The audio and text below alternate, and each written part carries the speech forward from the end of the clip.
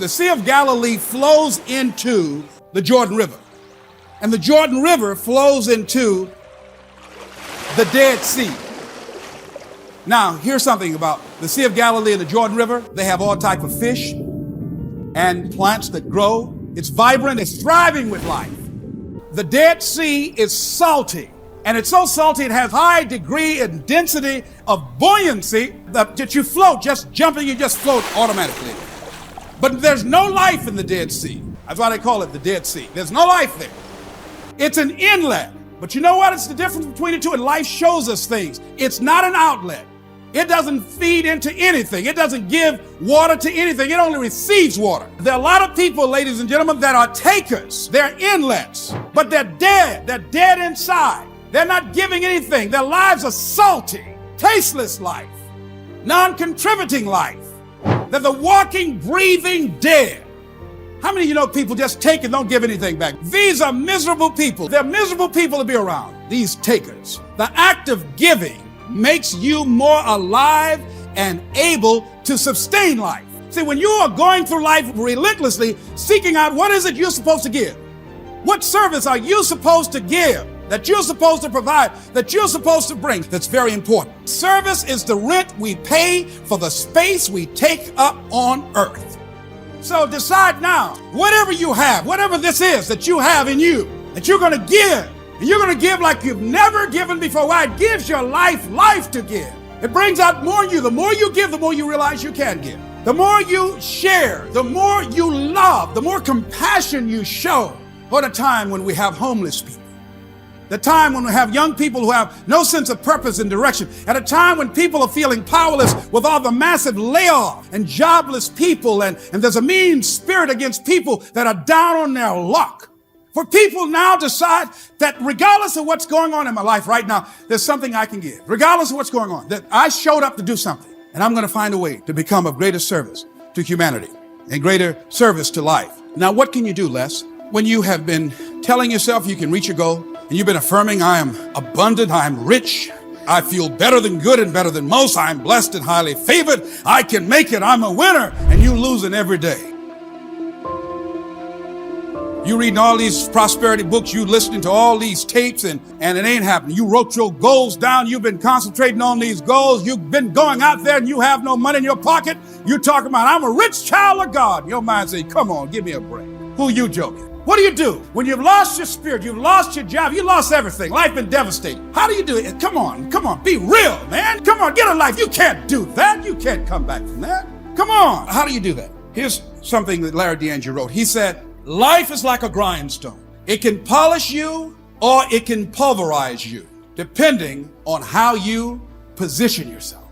Think about this goal you have. I want you to think about it hard, because here's what happened to that man that closed himself into the garage. He didn't believe this. This is some place that you can always retreat to and be in concert with yourself. See, when I started working on my goal, just starting 5 years ago, to go into a $210 billion industry, had no training in that industry, never did it, no exposure in that industry, wanting to become nationally known, not a celebrity, not some athlete or actor, no exposure to the market, but I decided here's something I wanted to do that gives my life value and meaning. I love talking to people. I love making people feel good and making them laugh and enjoying themselves. I started out, how do you stay in the race, Les, when you knocked on doors and you were turned around? And you lost your money, lost your car, had no place to stay, sleeping at people's houses, on their floor, on their couch. How do you do that? How do you handle the times when you were borrowing money and couldn't pay it back? You felt humiliated. When people you love who didn't believe in you and told you you ain't nothing. How'd you fight that inner conversation? How do you keep on coming back again and again? You don't know what has happened to me when your life has been destroyed with drugs or alcohol, or you've lost your business or lost your job or lost your home and you've been completely devastated. How do you come back? How can you tell me that there's a possibility I can come back? Oh, let me tell you something. All I want you to think about, whatever you want to do, whatever goal you have, whatever dream you have, it's to reclaim your health, is to have your own business, to have another job, to earn more money, to have a better life, to travel around the world, to help out children, to make the environment better. Whatever it is, here's what I want you to stand on. This one statement, on this benchmark. Just say to yourself, it's possible. See, if I'd said 5 years ago, I'm going to make 5 years from now $1 million in 1 year, and I hadn't made $10,000, my mind would say, that's impossible. Come on. So I think the reason that most people don't reach their goals, and many of the people that started out with me that gave up and stopped and they became frustrated, they said, I can do it. I'm not asking you to say, I can do it. No, don't say that. No. I don't even want you to believe you can do it. No. That's not a requirement. All you need to do to get out in the arena of life is to say, it's possible. How many of you know people who moan and groan and complain about life all the time, all right? They might moan and groan about their job. I'm sick of this job. I'm sick of you. And they just moan and groan and complain all the time and never do anything about it. They haven't got to the point where they're sick and tired of being sick and tired. They just have enough energy to complain about it, and they consider that, in fact, they believe that that's equivalent to doing something about it, just complaining. No, that can't get you where you want to go. That cannot create your reality for you. The other thing that keeps most people from realizing their true greatness and their true potential, circumstances, their environment. There are many people who believe because of where they're born, because of the area where they are in life and where they find themselves, that's all they know. Given my circumstances, ladies and gentlemen, I shouldn't be doing what I'm doing right now. See, I know something about you, even not knowing you, that you've got greatness within you. You have the ability to do things that you can't even begin to imagine. You have talents and skills in you that you haven't even begun to reach for yet. No one could have convinced me, given my circumstances, given my background, that I would be doing what I'm doing right now. I was born in Liberty City on a floor on 62nd Street, a twin brother and me. When we were 6 weeks of age, we were adopted. When I was in 5th grade, I was identified as EMR, labeled educable mentally retarded, and put back from the 5th grade into the 4th grade and stayed in that category until I got out of high school. I have no college training, but here's what happened. I had an intervention in my life. A man who saw something in me in a time that I did not see something in myself. I never forget being in his class one day waiting on a friend of mine who was there to rehearse for a play. He did not show up, and he asked me to go up to the board and write something on the board. And I said, I can't do that, sir. He said, why not? I said, I'm in a special education class. He said, what do you mean? Go up to the board and write what I'm about to tell you. I said, I can't do that, sir. Why not? I'm educable mentally retarded. And he came from behind his desk. He said, don't ever say that again. Someone's opinion of you does not have to become your reality. And that changed my life. It was Oliver Wendell Holmes who said that once a person's mind is expanded with an idea or a concept, it can never be satisfied to going back to where it was. So some of you are going to experience a breakthrough. Some of you are going to go back and look at your dreams and brush them off. Some of you are going to begin to look at yourself and say, hey, look here, I know I have not done all that I can do. When Buster Douglas was fighting with Mike Tyson and the odd makers predicted he was a bum and he'd be knocked out in about 1 or 2 rounds, I think that after he made it to the 3rd round, he took some of Mike Tyson's best shots. He said, wait a minute. Hey, Mike, it's possible that maybe this next call might do it. It's possible this next job interview might be the one. It's possible. In spite of 27 rejections, it's possible that this might be the one. It's possible. Just maybe I can do this. That's all. That puts you on the playing field. You ain't got to hype yourself and psych yourself out. What it does is just keep you moving in that direction. That's all I'm asking you. Believe that it's possible, that you can make it. I like what Charles Allen says. He said, when you say a situation, a person is hopeless, you're slamming the door in the face of God. You're slamming the door in the face of God. There's no guarantee that because somebody is now down on their luck, they can never come back. Who can guarantee that you can't make it? That you can't have your dream? Who can guarantee that you can't do what you want to do? No one can do that. No one can predict that. You can't even do that. You don't know what the possibilities are for your life. No. All we need to do is we look at our dreams as we get ready to hit the floor. I'm blessed and highly favored, and it's possible I can get my dream. You go after that dream too. Don't go casually. You got to go out there like you want that dream.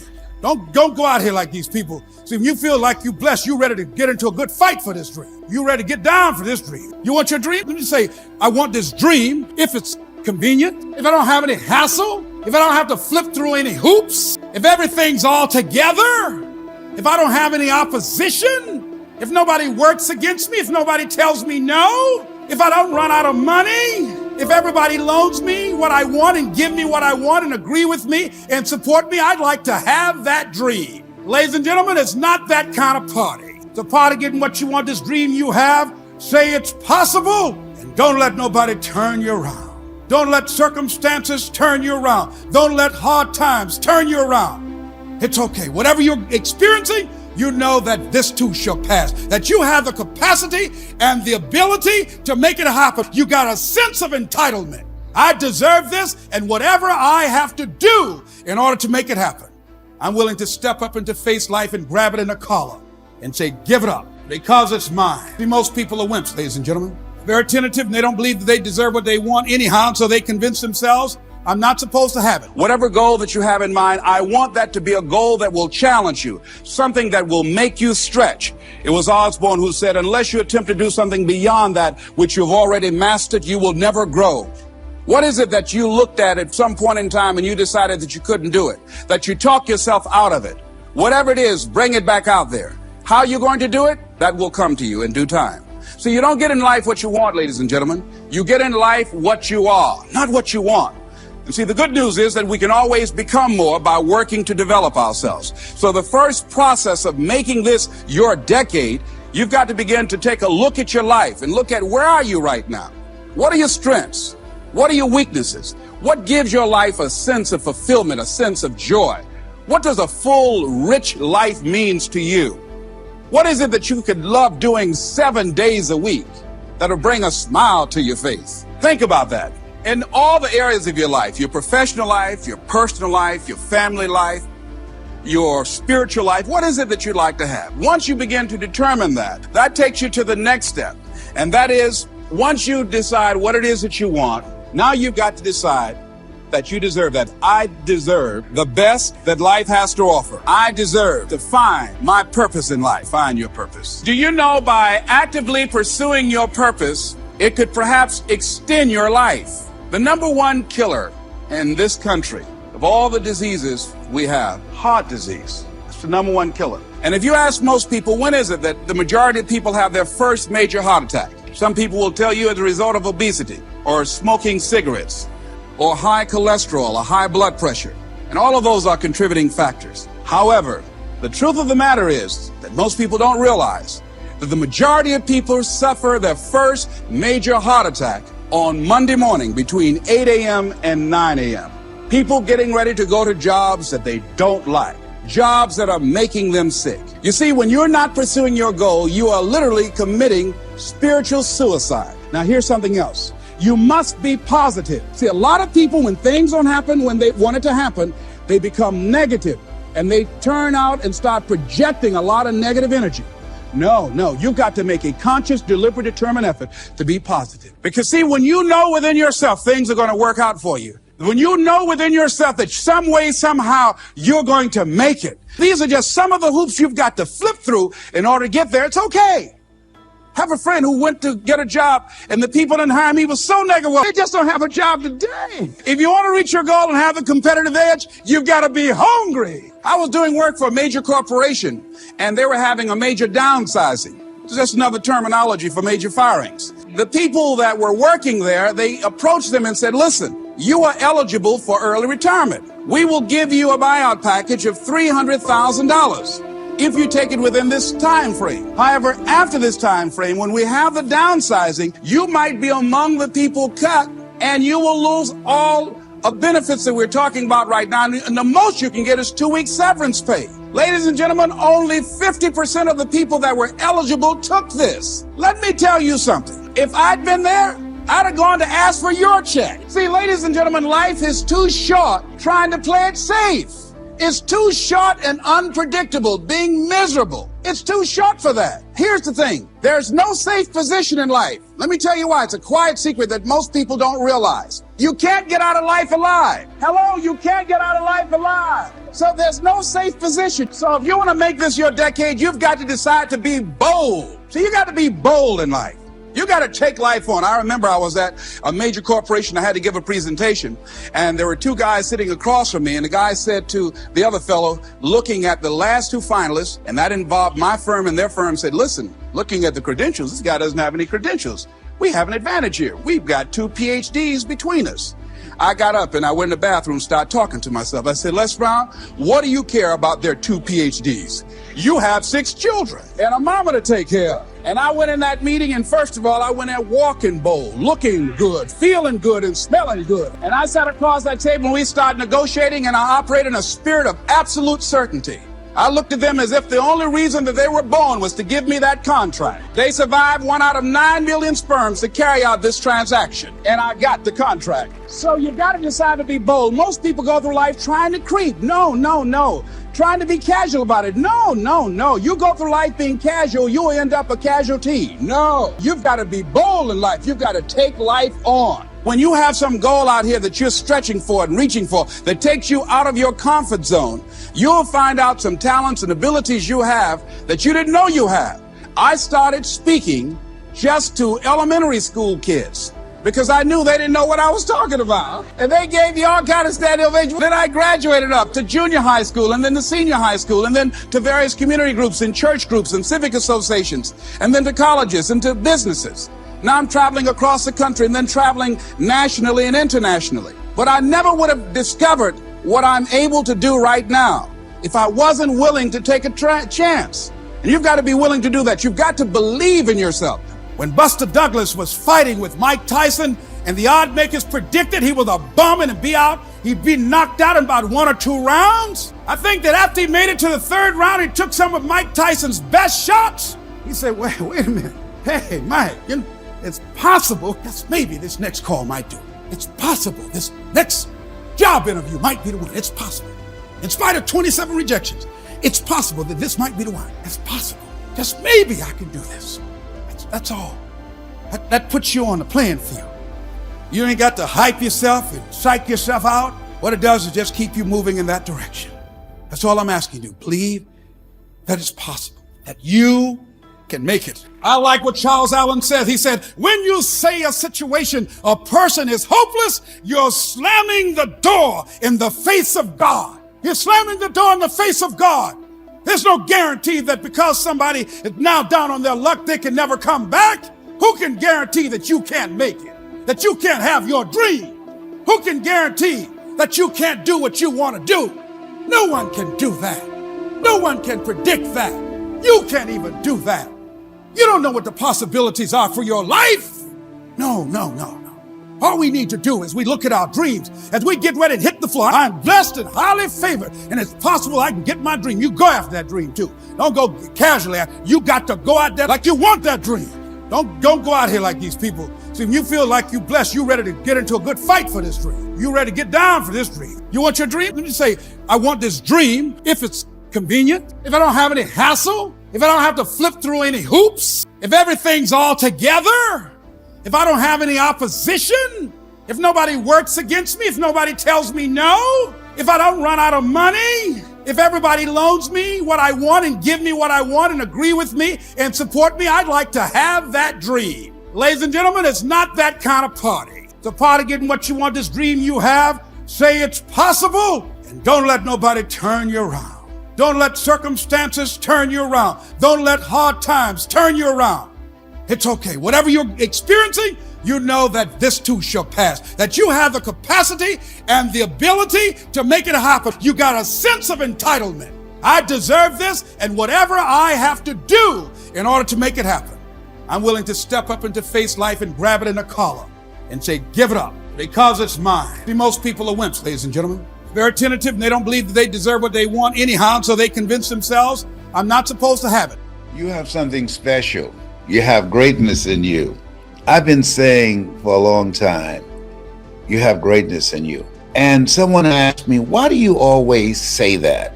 and emphasize that every time you speak. I'm going to share with you why I say that. I said because I know that based upon my own experience.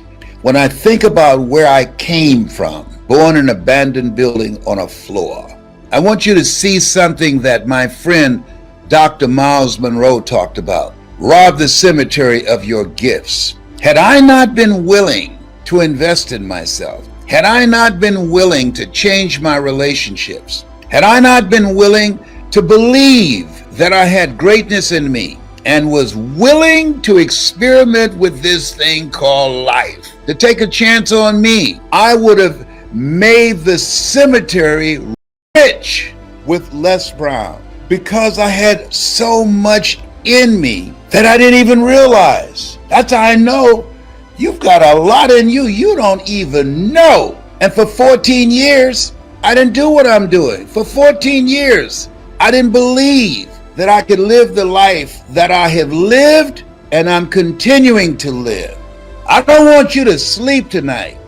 I want to upset you. I want to disrupt your conversation with yourself. Because you came here with something in you. You have a superpower. You have a story and you have a voice. We were raised in poverty. Now I want you to really remember this. It's not where you start, it's where you're going. When you think about all the stuff that's going on now, the most powerful area that we have not, I talk about the value of knowing you have greatness in you, self-development, knowing the truth of you. Now, what you will notice is my superpower, which is my ability to communicate. I invested in myself, I got a coach, and I surrounded myself with the right people. Look where it can take you. Somebody is waiting to hear your voice. There are people all over the world that's waiting to hear your voice. I don't know you, but here's what I know about you. That you have something special. You have greatness within you. You have the ability to do more than you can ever begin to imagine. I want you to think about some major goals that you have in your life. A friend of mine told me a period in his life he was going across Europe on a train, and at different points, people would wake him up, the staff on the train, and ask him 3 questions. Who are you? Why are you here? And where are you going? And I think that life is always asking us that question. Who are you? How do you see yourself? How do you define yourself? And where are you going? Something that you want to do, something that you want to accomplish. When scripture says, eye has not seen, ear has not heard, nor has entered the heart of mankind what God has in store for you, that means something. I hear people saying that all the time, and they haven't done anything. They haven't been anywhere. They don't even live their lives from a place of power. They don't even know who they are. And they take their talents, their abilities, their skills, their superpower to the cemetery. And you know people like that. Because they underestimated themselves, because of the kind of environment that we live in. That's why Richard Wright said, the impulse to dream has been slowly beaten out of me through the experiences of life. We've had some experiences that many of us don't even dream anymore. Somebody asked the question, when is it a man or a woman dies? When their dreams die. So you listen to these people speaking, these politicians. They're trained. They're all talking from the same playbook. They'll get in the media and they get caught red-handed and lie with a straight face like you are blind. Nothing happens until it's spoken. Warren Buffett said this, the most important investment you can make is in your ability to communicate. Not being able to communicate effectively is like being in a dark room with a woman. Nothing happens. And I realize I'm not for everybody, because the majority of people are not hungry. If you're serious, tired of playing around, knowing that there's no such thing as job security, want to live a life that's you, want to live a life that the future you will say, whoa, I'm so glad you made that decision. A life that gives you a sense of significance and purpose and power, you want that? People say, why do you laugh so much? Because I have joy. See, if you're doing something that's not you, and you under pressure, and you don't like the job, 86% of people don't like their job. They go to these jobs they hate, and at the same time, they hope they don't get fired. It's like mixed emotion. This is for somebody who want to rob the cemetery of their gifts, of their story. This is for somebody who has a passion for helping children, helping kids, give people hope. This is for somebody that's ready to say, yes, this is for me. I don't want to convince you to do this. A person convinced against their will is of the same opinion still. Most people are not serious. Most people are not hungry. Most people have already settled. Tennessee Williams said that most people look in the mirror at some point in time in their lives, and they know the eyes that are looking back at them are looking at a person that all they're ever going to be and all they're ever going to do, they've already done it. This is for people who said, I want more. This is for people that are serious. Road to life is straight and narrow, and few there be that find it, because few there be that are serious. Few there be that are determined. Few there be that are hungry. Those who hunger and thirst after righteousness, right thinking, right words, right feelings, right people, right vision shall be filled. A friend of mine was on welfare after going through a bad experience. She and her husband became ill. They couldn't work for a while, and they went on welfare. After they both became physically well, he said, look here, we don't ever have to go back to work. We're making more money on welfare than we made when we were working, with all the Medicaid benefits and all of the food stamps and everything. She said, no. She said, we are not going to accept the checks anymore. He said, I'm not going to work. Now, you can go to work if you want to. She went down to the welfare department and said, don't send any more checks to my house. Lady said, excuse me? She said, now I've been working here 25 years. No one has ever come in here and said, don't send any more checks here. Are you sure you're all right? Yes, I am. And she went home and told her husband, don't look for any more checks because I told them to cut the check off. Now we've got to find something to do. And they started a paper route and got over 1,500 customers and were making money hand over fist in a spirit of dignity and achievement, not ripping anybody off. That was a critical choice. She could have very easily said, well, everybody else is doing it. Why don't I do it? But she decided not to follow the crowd. I like what Whitaker said, what you think about me is none of my spiritual business. So when you're keeping integrity with yourself, you know that's going to bring you under a lot of pressure. The next thing is, don't try to cut a bargain with life. Life is not Donald Trump. Life will not give you any special deals because you maintain a sense of integrity. There are no deals. You've got to do what you do because, not with any ulterior motives, that you're going to get some special benefit or some special treatment in the universe. No. Doesn't mean that somebody might not steal your car while you're trying to do some good for somebody. No, there won't be any special light around your car. They will take your car too. All the good people. You're going to go too. You've got to do what you do because that expresses who you are and for no other reason. They might not have a banquet to recognize you or give you a special little plaque and dedicate a day in your name. No, do what you do because that's you. The next thing is dedicate your life to something. Dedicate your life to a cause larger than yourself. See, if you dedicate your life to a cause larger than yourself, you're not following in the crowd. See, if your life is not dedicated to something of value, and I like what Howard Thurman said, he said, the quality of life is often determined by that to which the individual is dedicated. If the dedication of the life is vague and diffuse, the quality is apt to be poor and weak. There is much to be said for the intensity of life. See, most people are not intense about living. Most people are very casual about life. They haven't found anything to become intense about. So when you dedicate your life, you don't care anything about the odds. Somebody say when the dream is big enough, the odds don't matter. See, when you dedicate your life, you bring on a special power. There's a power in you that people, circumstances, events, and I'm not talking about the physical you, I'm talking about the real you, the indestructible, invincible, perfect essence of who you really are, that can bring a government to its knees, that can change the course of history. When you dedicate your life like a Nelson Mandela, who has decided to sacrifice his freedom, all he has to do is say whatever the government wants him to say, and they'll let him go free. And he can go to a foreign nation and say, I just said that because I've been in prison for over 20 years. And nobody would say, well, Nelson, you sold out. No one would say that. They would say, wait a minute, Nelson, you gave over 20 years of your life. What more can we ask of you? It's okay.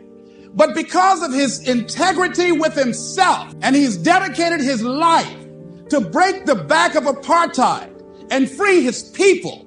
There was Benjamin Disraeli. He says, nothing can resist the will of a people that will stake even their existence on the extent of their purpose for good.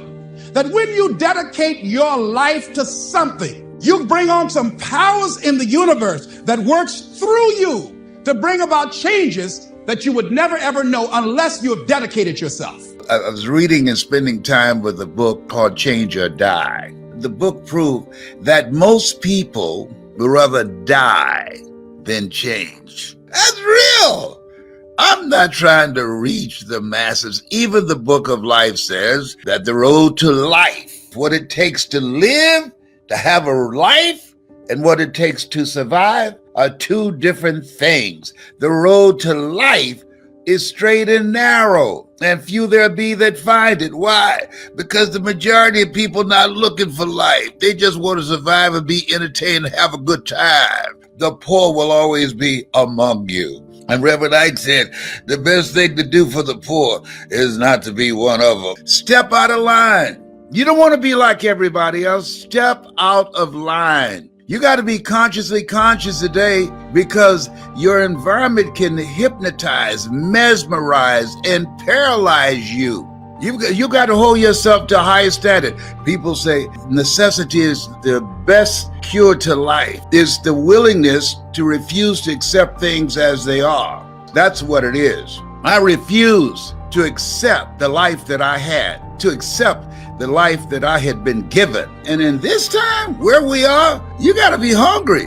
You have got to be hungry. See, most people don't understand what's in you, the presence of God that makes you more than a conqueror. That's what's in you, God in you, your hope of glory. To manifest that, you got to step out of line. If you want to be successful, watch successful people and do what successful people do. And so I'm saying to you, you have something special. You have greatness in you. Do what works. I was at this event.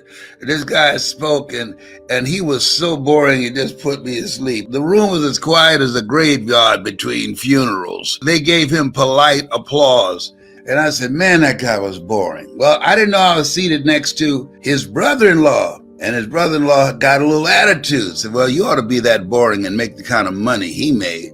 I said, well, how much he made? He said $5,000. I looked at my watch. I said, he only spoke for about 45 minutes to an hour. He said, that's the kind of money they made. I said, whoa, I can do that. Some of that money's got my name on it. Have you ever seen somebody do something and you say, whoa, if they can do it, I can do it?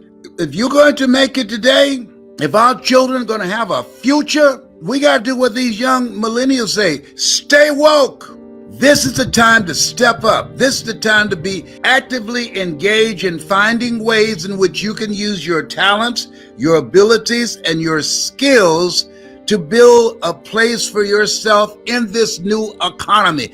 When I was fired from radio, I had to find another way to use my talent, to use my voice, to take care of my family. I had to be willing to learn something new. If you do what works, then that is follow the money. And if you're willing to learn something new, the possibilities are unlimited as to what you can do. You watch successful people and do what they do.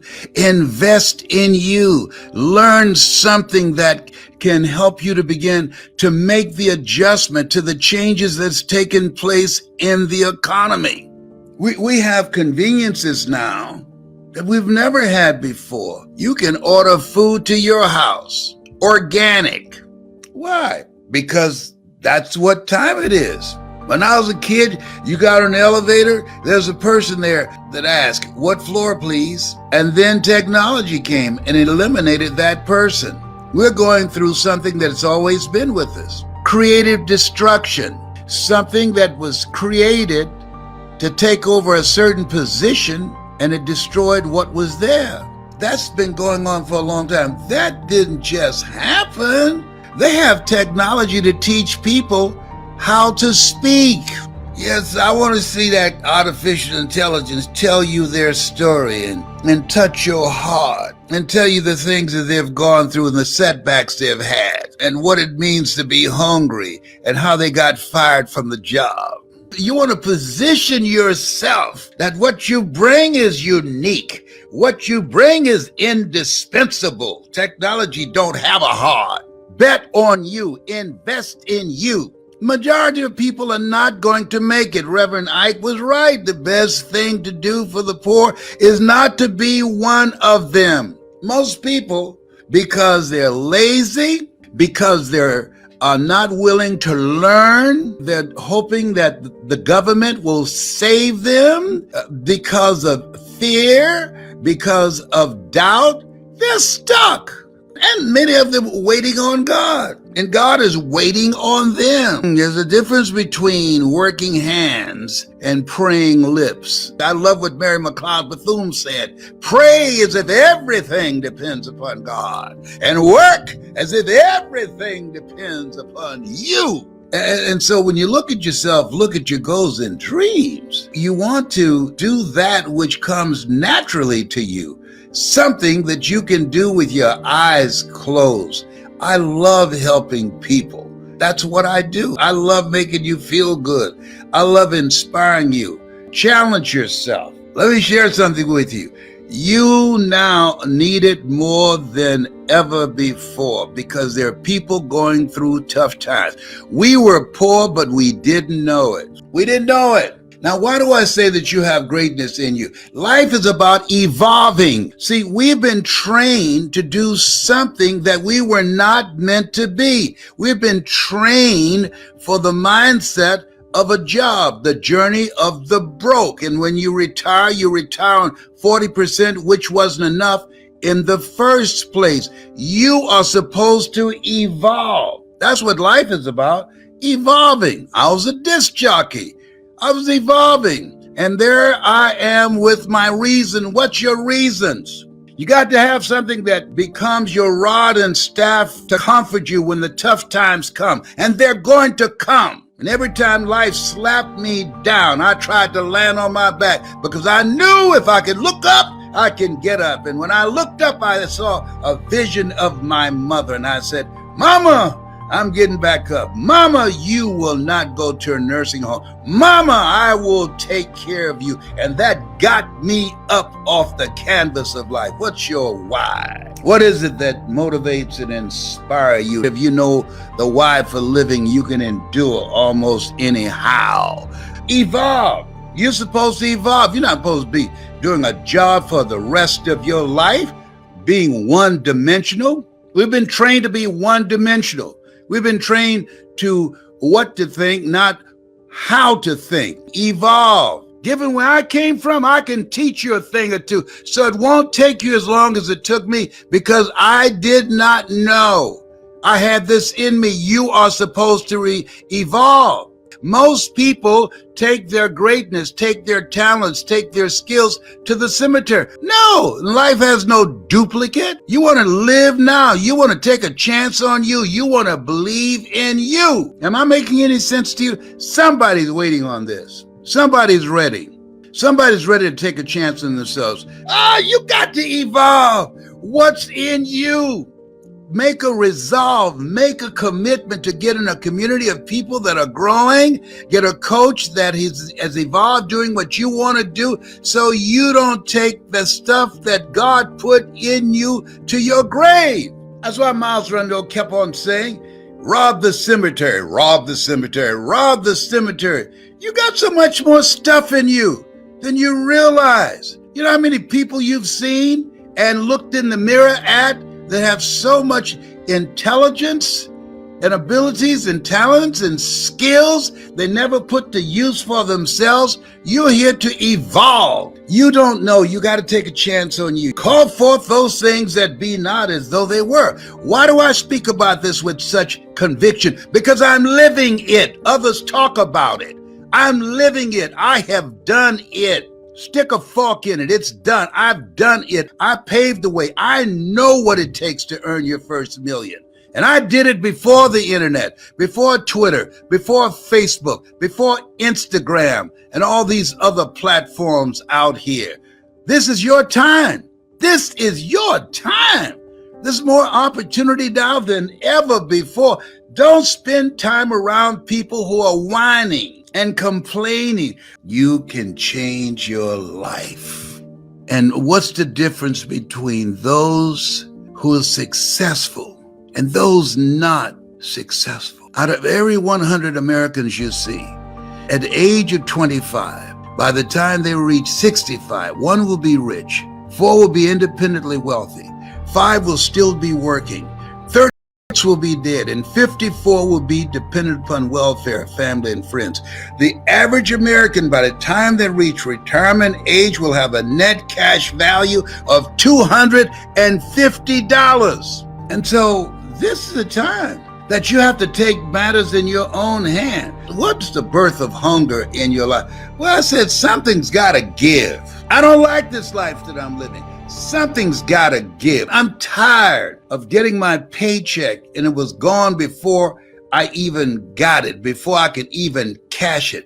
Something's got to give. I'm tired of disguising my voice when creditors call the house. Hello, may I speak to Les Brown, please?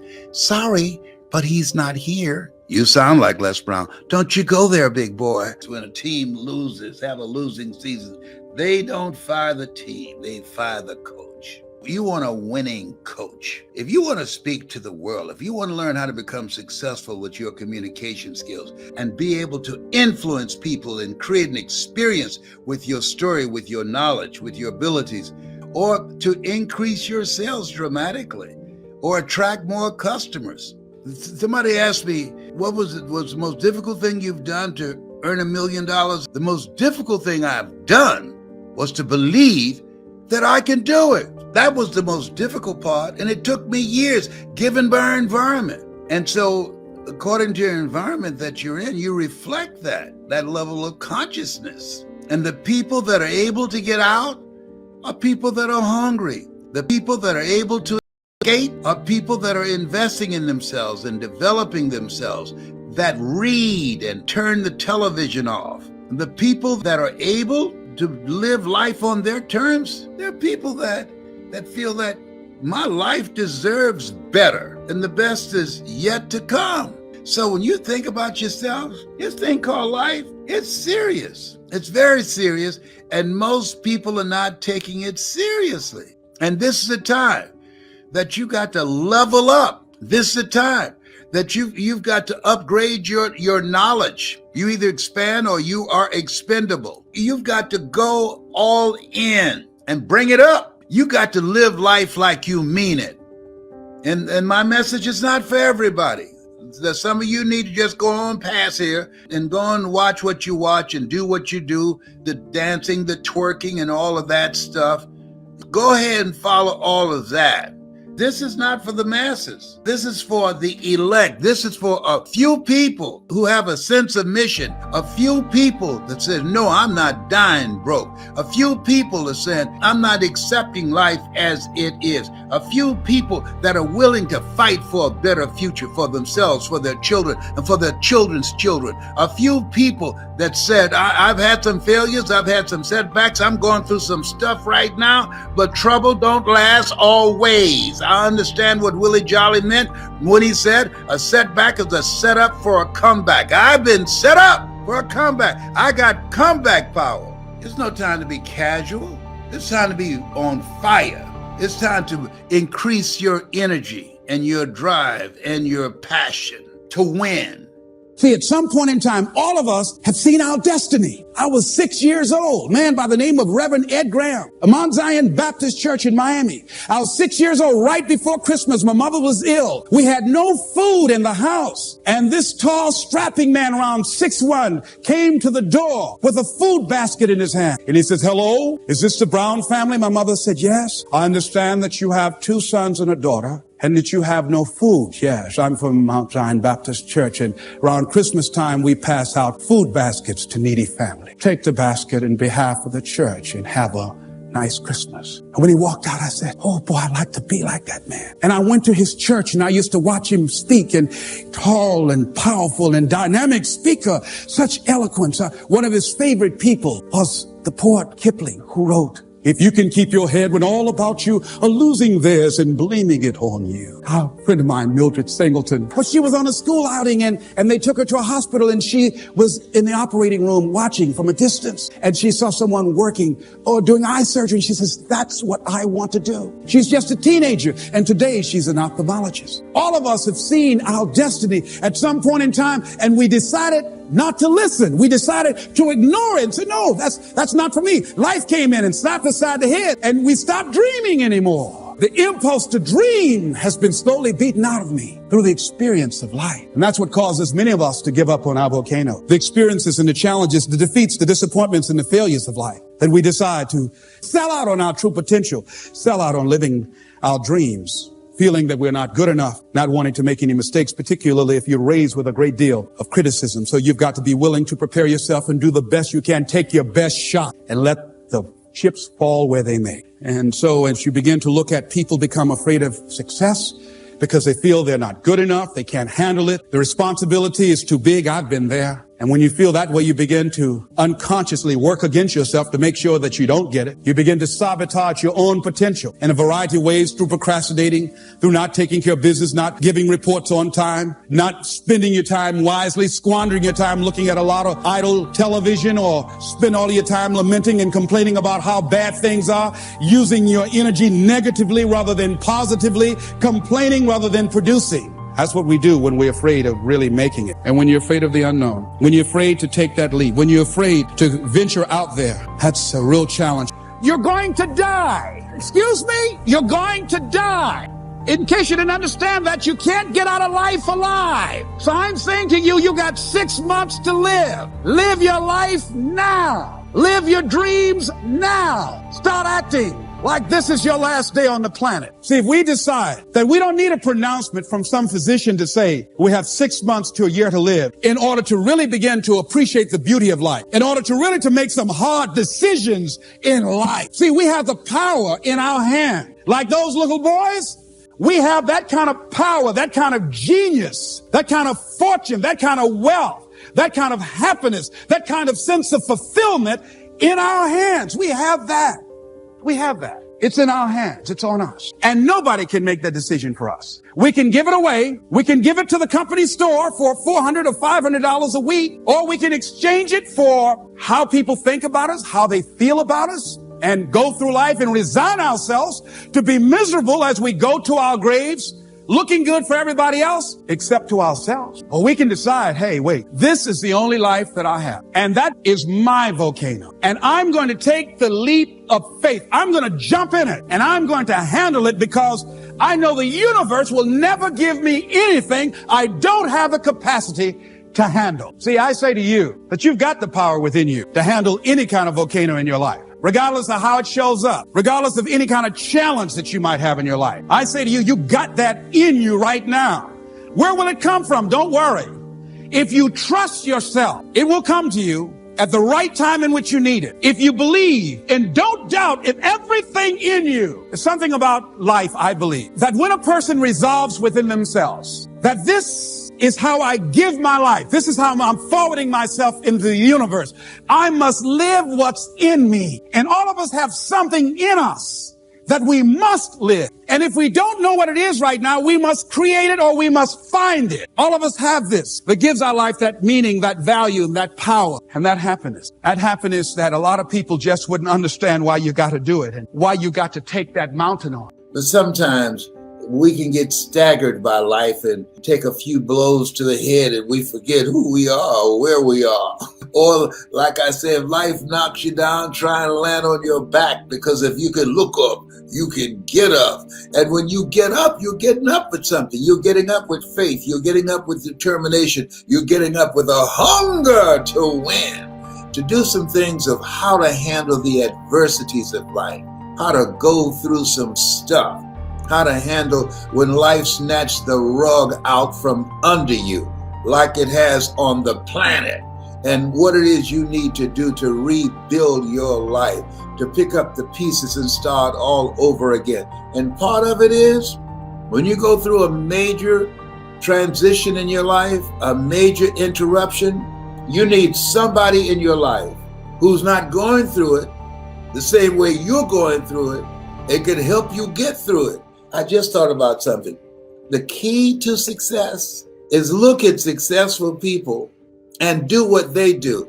And look at people who are just living a mediocre life and don't do what they do. Because that's what I did. I watched and I studied people who were successful.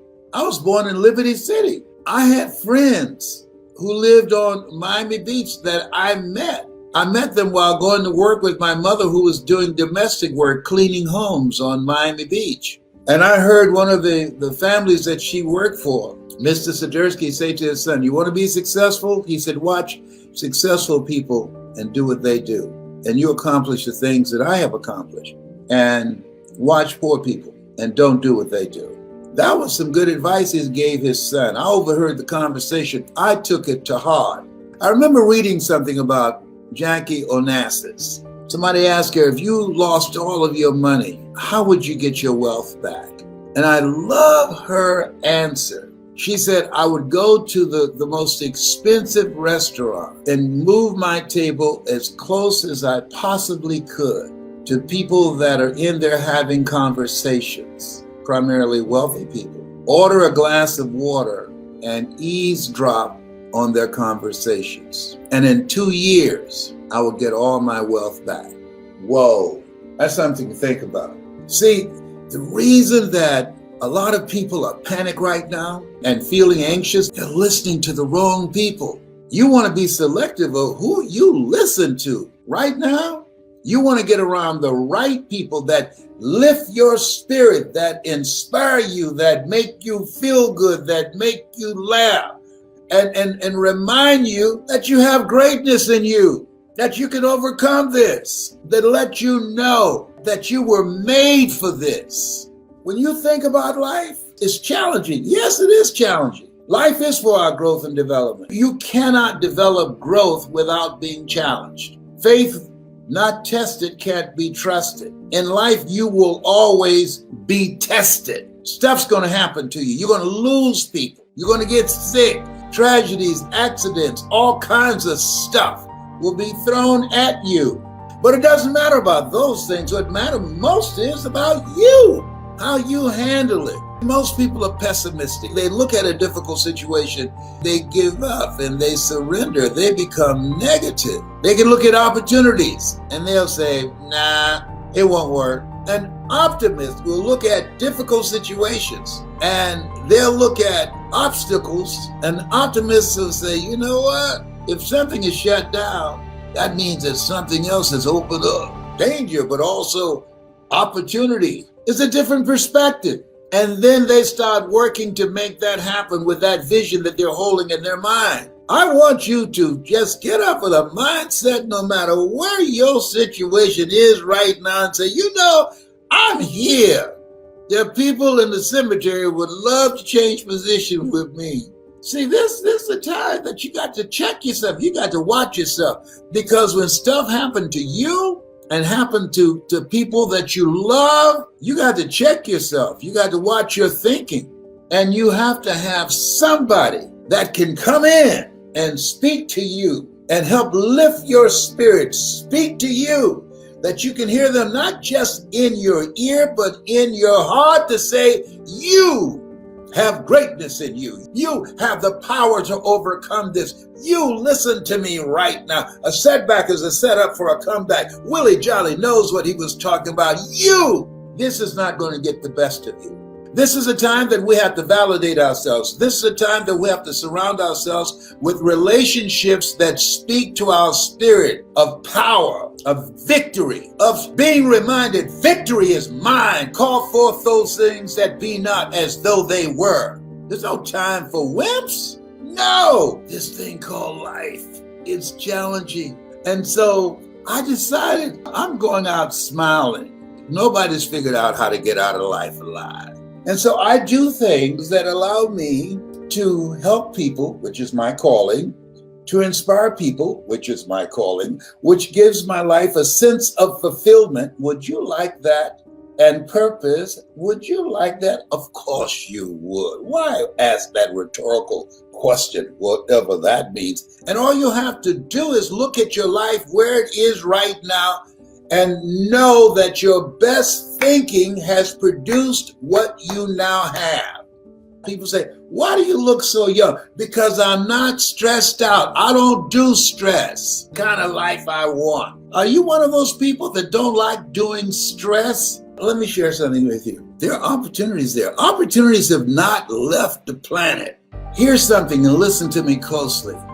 If opportunity does not knock on your door, build a door so it can knock. Because at the end of the day, there are always opportunities. There are always opportunities. How do I build a door? Think about people who are doing what you would like to do and spend some time with them. Invest in yourself. See, at the end of the day, until the pain of staying the same is greater than the pain of change, you will never change.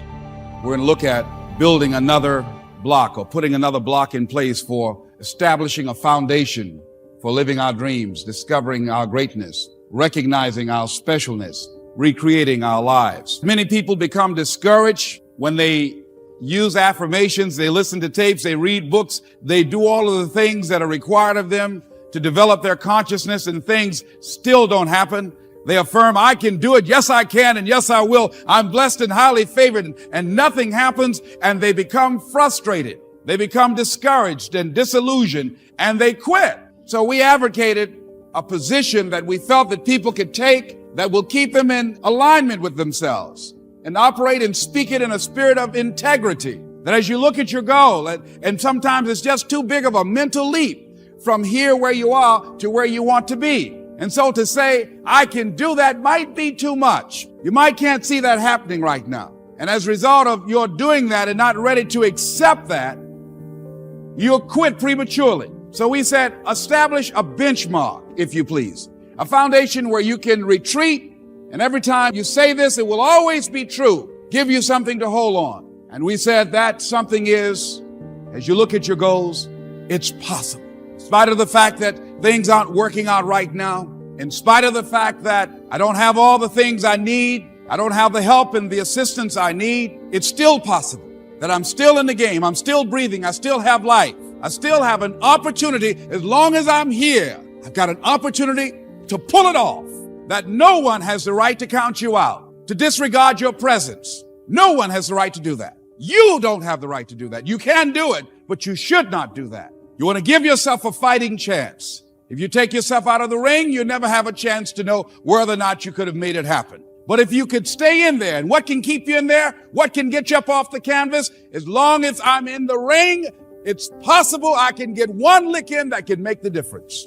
I'm reminded about a little boy. Two little guys were out playing on some ice that was supposed to have been solid. And one of the little boys stepped on a thin area of the ice and fell in a hole. And as he began to start thrashing in the water, he began to move with the undercurrent to other areas of the ice. And his friend was there trying to help him, beating, hitting the ice, trying to save his friend. And he panicked. He looked just a short distance away, and there was a tree, and he went and he ripped a branch off, and he came back trying to get his buddy out, and he just took the best he could, and there, all of a sudden, the ice began to crumble, and he was able to pull his friend out to safety. When the paramedics finally got there, they saw what had happened, how thick the ice was. He saved the little boy's life, but what baffled them, they looked at the branch, and they looked at this little scrawny guy and said, how did he do this? It's impossible. They just went beating around the ice to see how thick it was, hearing the thumping sound. Said, how did he do that? I mean, it was a miracle that he was able to just take that branch and go around, make a circle, and beat the ice and pull him through. He's just too small. It's just impossible. And an old man standing around, hearing the conversation, stepped forward and said, I can tell you how he did it. He didn't have anybody here to tell him he couldn't do it. See, sometimes life will happen to you, like this little boy, and you won't have time to say no. You won't have time to think that you can't do it. The only time you will have is to act, to take the leap of faith and believe that everything is going to be all right. Take that leap of faith, trust yourself, and know within yourself that everything's going to be all right. Who can guarantee that you can't make it? That you can't have your dream? Who can guarantee that you can't do what you want to do? No one can do that. No one can predict that. You can't even do that. You don't know what the possibilities are for your life. You ain't got to hype yourself and psych yourself out. What it does is just keep you moving in that direction. That's all I'm asking you. Believe that it's possible, that you can make it. Whatever goal that you have in mind, I want that to be a goal that will challenge you, something that will make you stretch. It was Osborne who said, unless you attempt to do something beyond that which you've already mastered, you will never grow. What is it that you looked at some point in time and you decided that you couldn't do it, that you talk yourself out of it?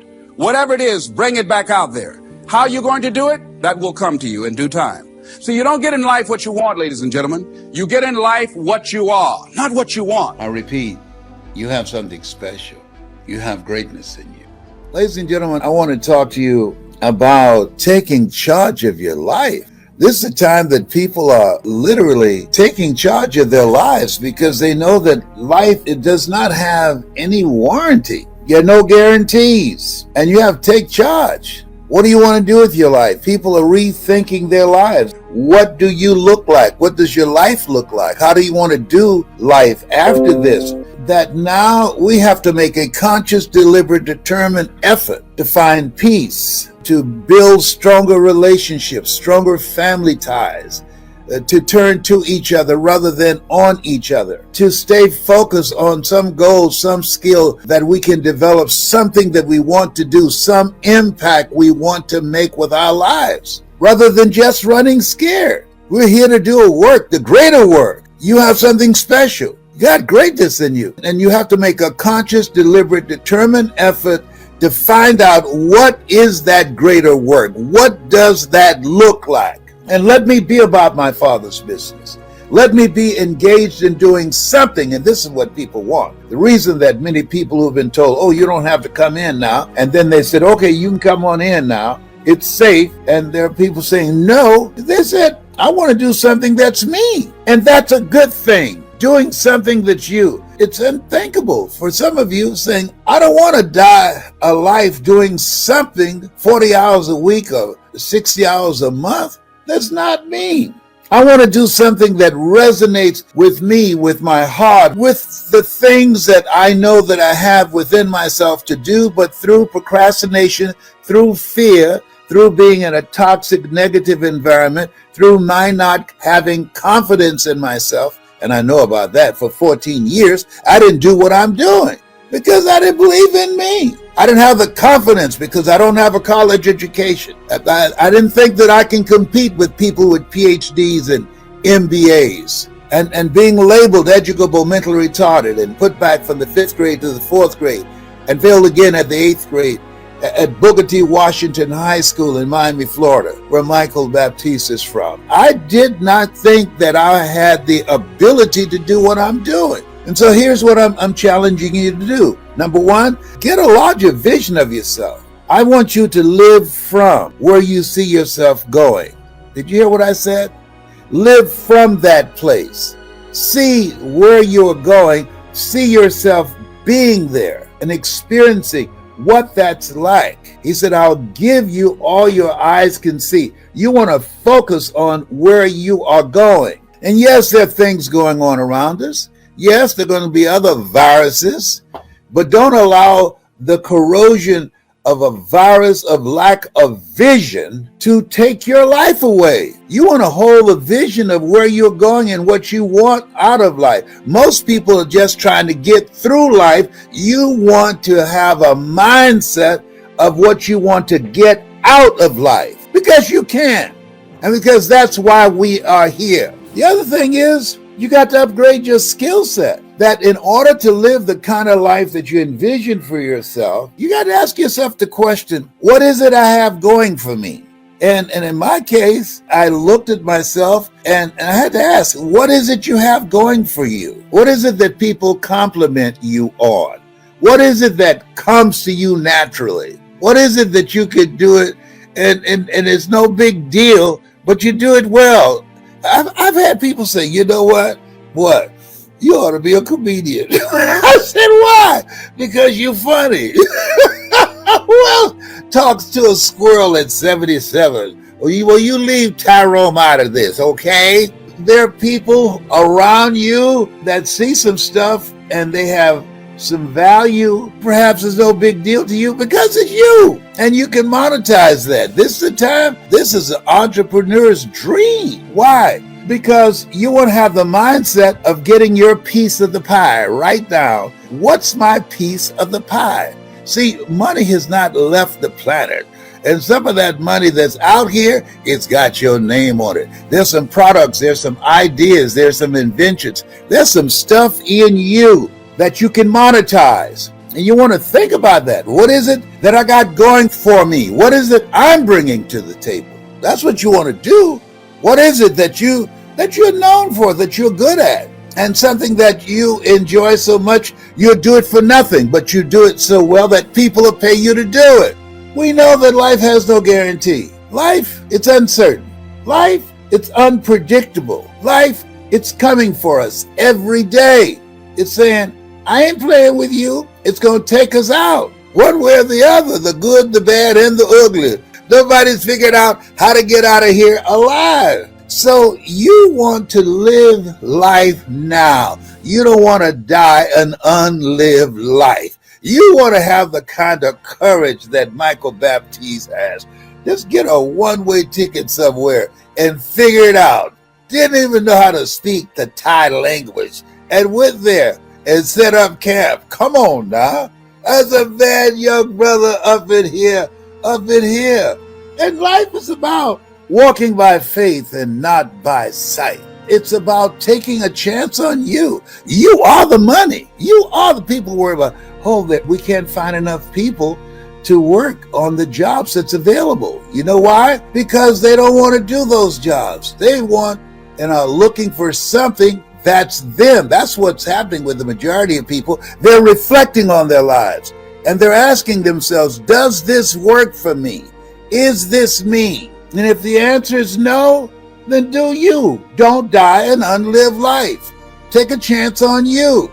But Les, I don't have any money. Okay. Find somebody who's got some money that will invest in you. Find something that you love so much, that's your passion, that you master, that you are so good at it that you can't be ignored, and that you can attract some investors. But I don't know how to do it. You don't have to know how to do it. Leap and grow your wings on the way down. You don't have to know. Figure it out. Or get somebody to help you. Two heads are better than one. Come on, anybody can come up with excuses. Life is not about excuses. Life is about results. It's that kind of place where we are right now. This is a strange place. I say this every day. And I'm saying to you, the future belongs to those who create it.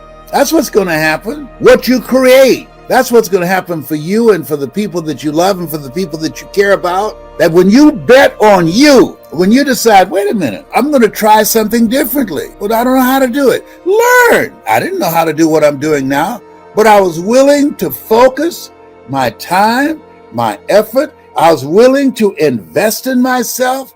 I was willing to find someone that was doing it on the level that I wanted to do it. And I said, hey, Mike Williams, who wrote the book, The Road to Your Best Stuff. Hey, would you teach me? He said, are you willing to put your money where your mouth is? Yeah, I want to do that. So as you look at yourself, look at your goals and dreams, you are the money. Bet on you. Invest in you. Increase your value. And don't put it off because the clock is ticking. It's ticking. There goes a second. There goes another second. There goes another second. And all the power in the world can't bring it back. Life ain't playing with us. And so we should be serious. This conversation is not for everybody. This is for people who know that life is serious, who want to live before they die, who don't want to die an unlived life. This conversation is for people who want to see the world before they leave the world. This conversation is for people who say, I'm not mentally fit to work for somebody doing something that's not me for the rest of my life. This conversation is for somebody who said, I'm going to do what I can with what I have. This conversation ain't for everybody because most people are spectators. What do you mean by that, Les? Most people are fans. The reason that you're listening to me is because you've said, I want more.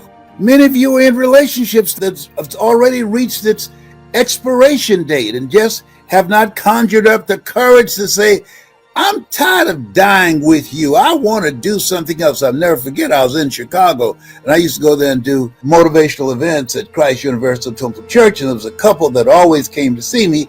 And I saw this guy sitting on one side and his wife seated on the other. And I said, hey man, why aren't you seated with your wife? And he said, she left me. I said, she left me? He said, yes. She said that she didn't want to be with me anymore. She left the relationship. I said, oh man, I'm sorry to hear that. And so I went over and I talked to her for a little while. I said, what's up? I don't mean to get in your business up in here, but I'm going to get in here. Y'all used to come here together. Why'd you leave him? And she said, he didn't want anything. That's why. He didn't want anything. I wanted more than what we had. And he was fine with what we had. And I wasn't willing to settle for what we had. Why should we settle for fine when we can do great? You said we have greatness in you. Okay, fantastic. Let's live a great life, not just come here and hear Les Brown and go home and do the same thing. He didn't want anything.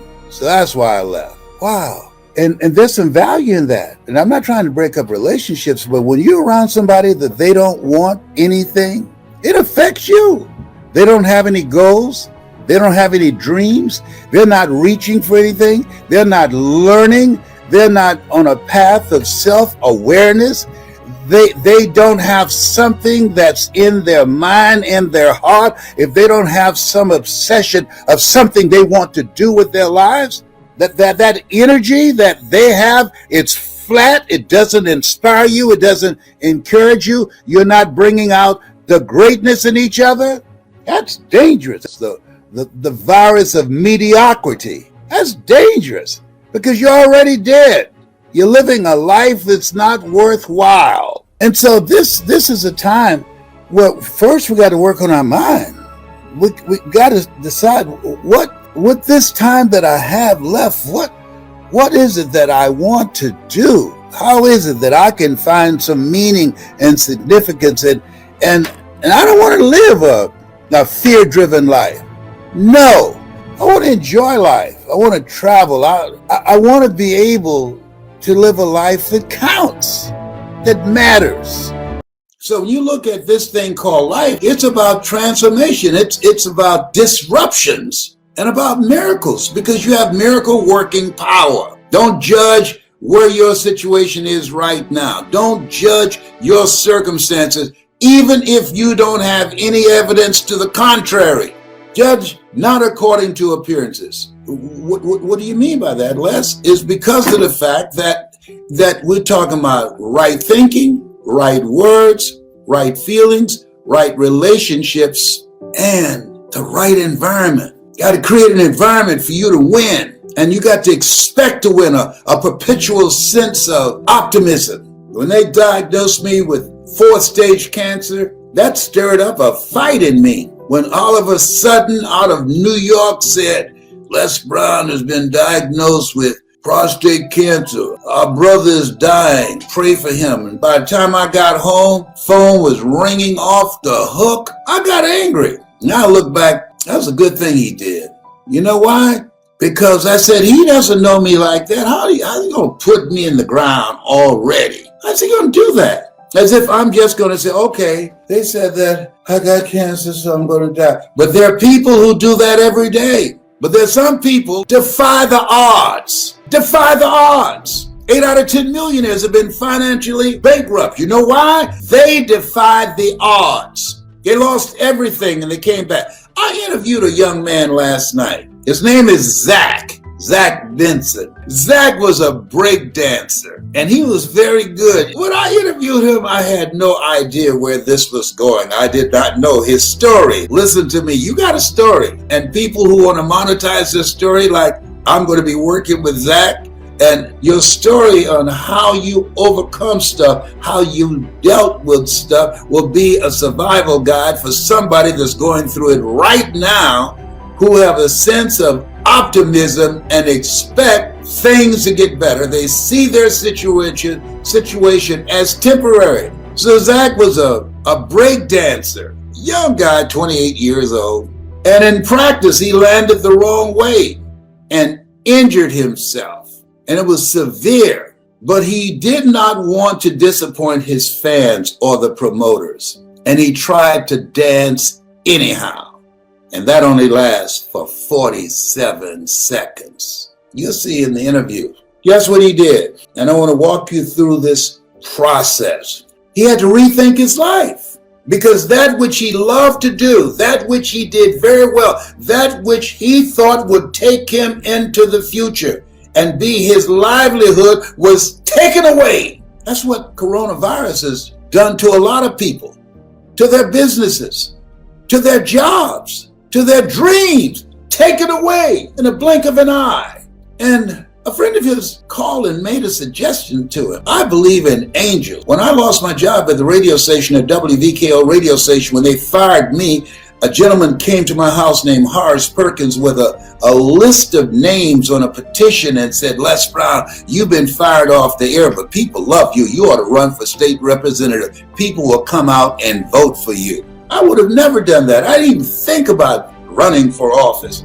I was known for bringing out the vote and inspiring people to register to vote. So at any rate, he brought these petitions to my house. To make a long story short, I ran for state representative against a 22-year incumbent and won, hands down. There's something else. When one door closes, another door opens that eye has not seen, ear has not heard, nor has entered the heart of mankind what God has in store for you. There's some things that happen to you, but there's some things that happen for you. And guess how they come about? When you realize that life is about transformation, disruptions, and miracles. You have miracle working power. And so Zach, because he landed wrong, it ended his dancing career, his break dancing career. We're both adopted, so we felt connected. And somebody made a phone call to Zach and said, you know what, I'm looking at something called Instagram. You ought to become involved in this. There's some money up in there. Now, here's something else. When something happens to you and interrupt what you are now doing, you can make a decision, you know what, I'm going to still find a way to win. And that's a good thing. I could have found a way to stay in radio, but I didn't. I decided to take another route, another path, and become a state legislator, and was very successful. But he decided from the phone call that he got, he was going to look into Instagram. And so this is a time that maybe you need to be willing and open to looking at something else. And that's what he did. And when you're open to learn something else, if you're not willing to learn, I always say this, no one can help you, but if you're willing to learn, no one can stop you. This is a time for you to look at your life, look at where you want to go, look at what you want to do. And let me warn you, don't look at where you are. Don't look at your bills. Don't spend time talking about what has happened to you. Keep thine eyes single. Hold a vision of yourself being successful in the future with whatever you do. That's what you want to do, because your thoughts have magnetic power. Where focus goes, energy, persistence, faith, and determination flows. That's why we're taught to keep thine eyes single, so you can align yourself and get ready to win, to create the next greatest version of yourself. I reinvented myself. You can reinvent yourself. Start asking yourself, what is it? What talents? What gifts? What miracle working power in me I haven't called on yet? Greater is he that's in you than he that's in the world. You got miracle working power. You're here for a reason. You've been chosen. You've been picked out to be picked on because you have miracle working power in you. There's something in you the world needs. You were going down the wrong path. And so, you know what? There's been an intervention. There's been a disruption. Say, oh, no. I got something else for you that's bigger and better than that. And so, listen, I went from the Miami Sanitation Department working for Sears as a salesman, selling television sets door to door, being a disc jockey, a community activist, a state legislator, and now a voice of transformation around the world.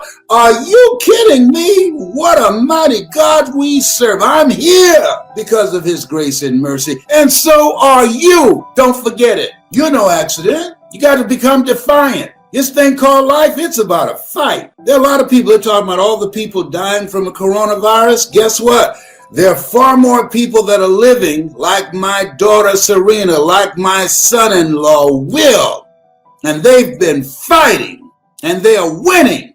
Life is a fight for territory. And once you stop fighting for what you want, what you don't want will automatically take over. I want you to write this down. Think about something that you want to do in your personal life, in your professional life, in your health, in your relationships.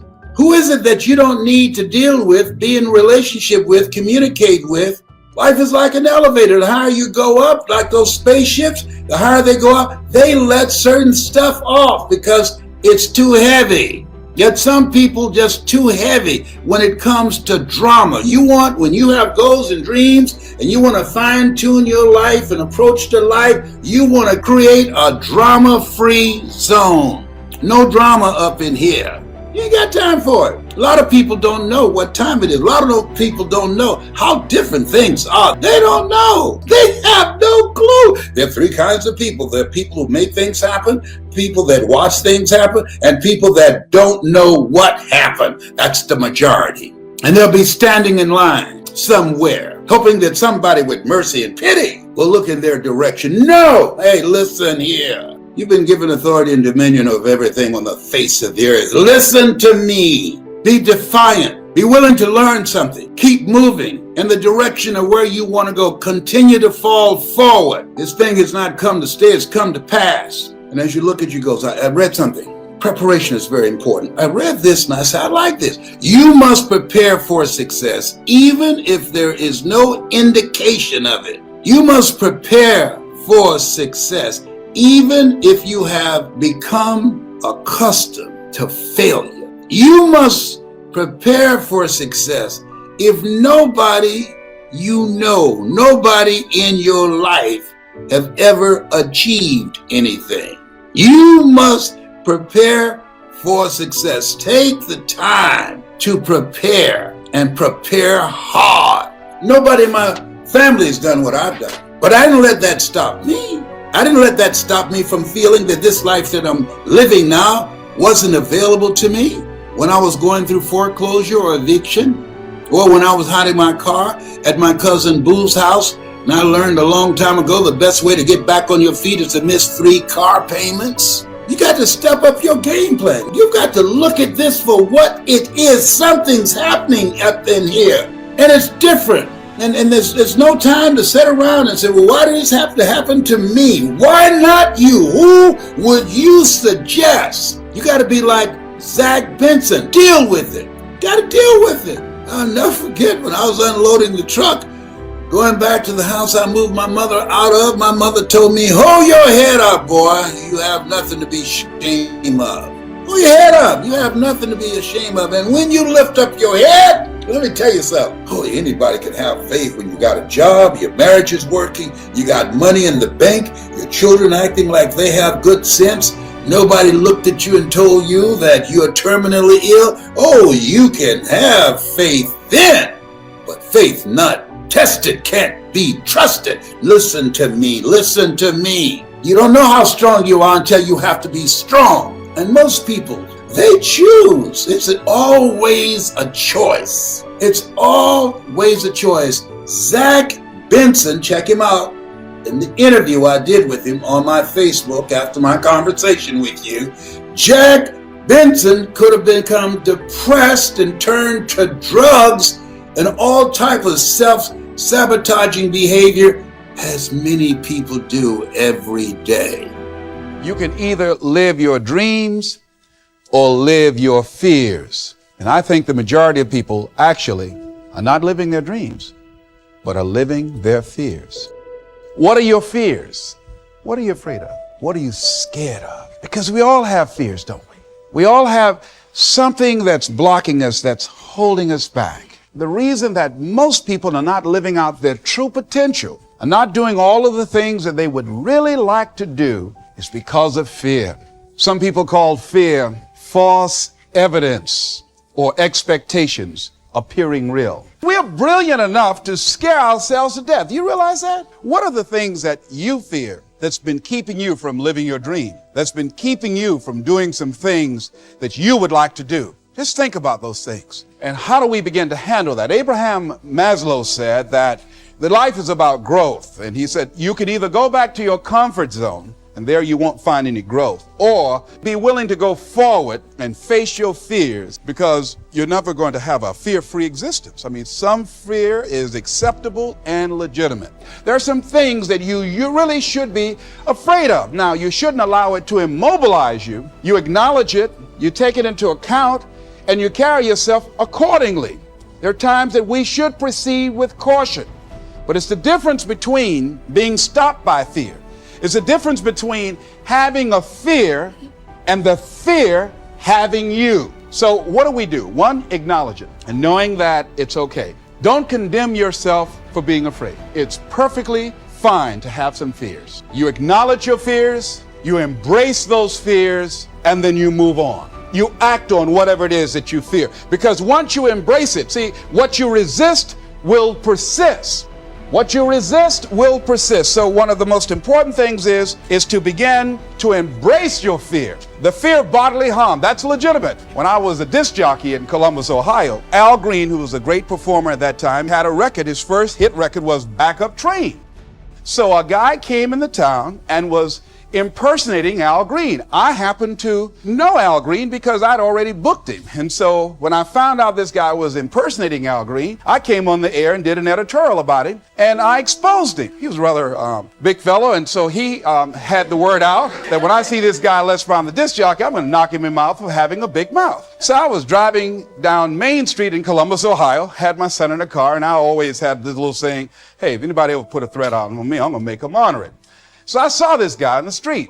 So I pull around. I said, excuse me, I'll be right back. Got out of the car. I said, hey, man, I heard you said that you were looking for me. I'm Les Brown. He said, you are? I said, yeah. I said, what is it? I'm the one that said that you were an imposter. I said, I want to know what you're going to do about it. He opened his coat and he had a gun there. I say, but whatever I said to hurt your feelings, I want you to know it's all right. Acknowledge your fears, carry yourself accordingly, and do what makes sense for you. One major fear I've always had, the fear of the dentist. And this fear had me. I didn't have that fear. I saw a movie that most people would not remember. This movie was starring Dustin Hoffman. It's called The Marathon Man, with Laurence Olivier. When he's trying to get a confession out of here. And he took this drill out. Let me tell you something. When he went in Dustin Hoffman's mouth with that drill, I had $1 worth of popcorn. That popcorn went everywhere. Oh!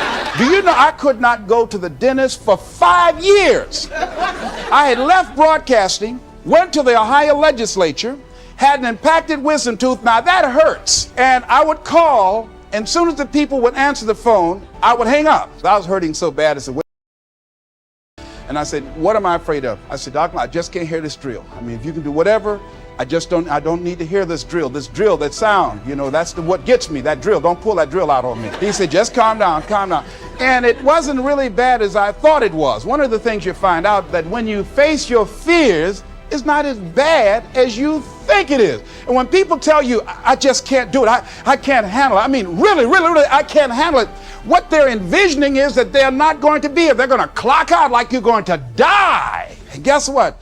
We all had occasions when we confronted our fears, we had to do something we felt uncomfortable with, we didn't want to do it, and we did not die. They didn't come take us and put us in a box somewhere. Am I right? So what we've got to begin to do, how do we handle that? What's the process? Because it's all up in here. One, I think, is imagine the worst case scenario. Imagine that he went in my mouth and with this drill and that I just croaked out. Then I had another technique I used. Visualize yourself being more than able and capable of handling it. And I used to have a tremendous inferiority complex about speaking before people that I felt who had more going for them than I did. Because I'm not college trained, I used to feel that college people were the most intelligent people on the planet.